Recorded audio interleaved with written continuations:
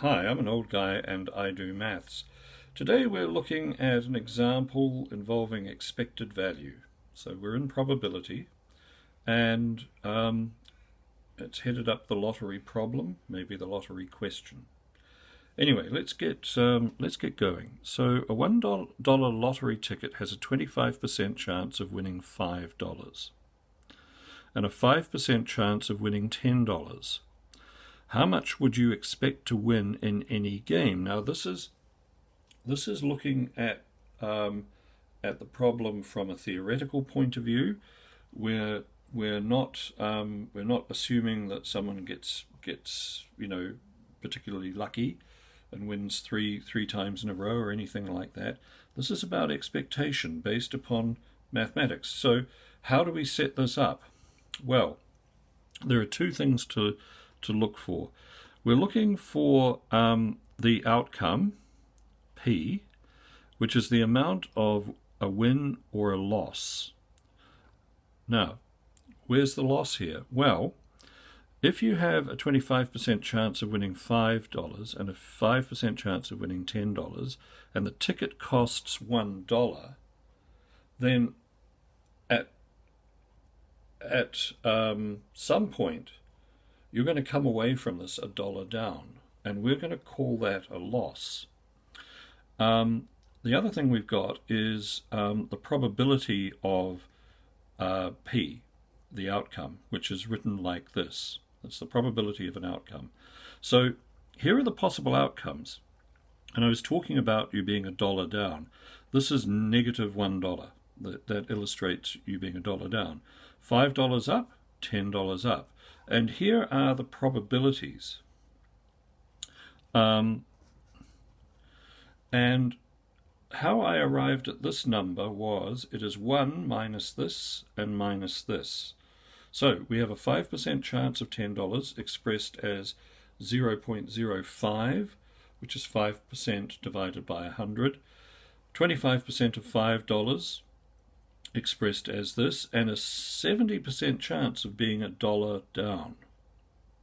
Now, what we're going to do is we're going to work out the likely outcomes of all of this. Now, how that's done is we multiply negative 1 by 0.7, and surprise, surprise, we get negative 70 cents. So negative 0.7 of $1. The $5 we multiply by 0.25, your chances of getting it. And we get $1.25.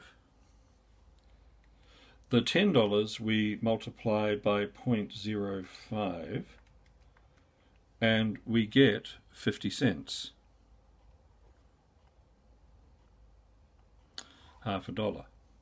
Now, if we add all these up, you're going to come to a very, very sobering conclusion. In fact, that is what we do to get the expected value.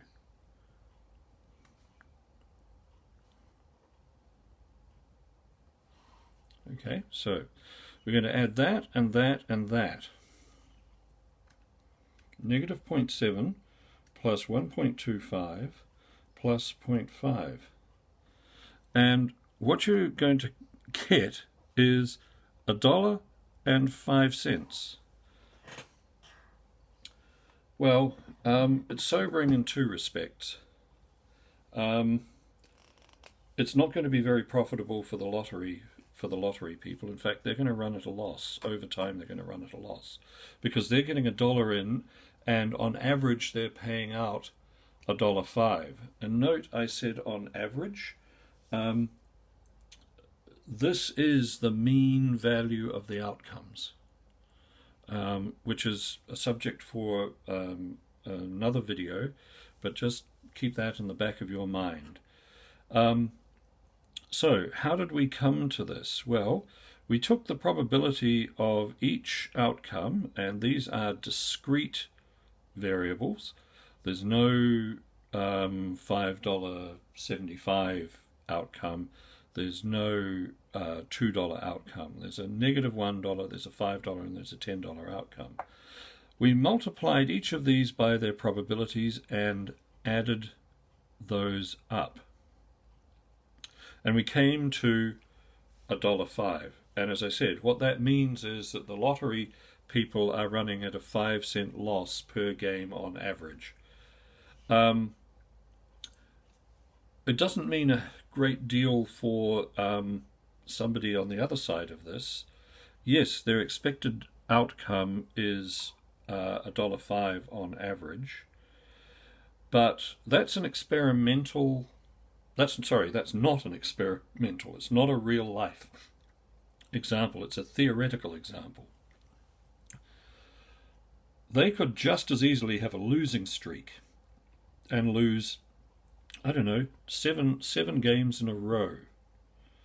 They're down $7. Now imagine how many games they're going to have to play, winning 5 cents on average per game to make that up. It's not great news for anyone. If you want to run a successful lottery operation, what you want is this value to be below the cost of the ticket. So successful lottery operations might be paying out on average somewhere below 50% of the cost of the lottery ticket. Anyway, that is a basic example of expected value with differing probabilities for differing outcomes. That's how it's calculated. Thank you very much for watching. I hope that was useful. See you next time. Bye.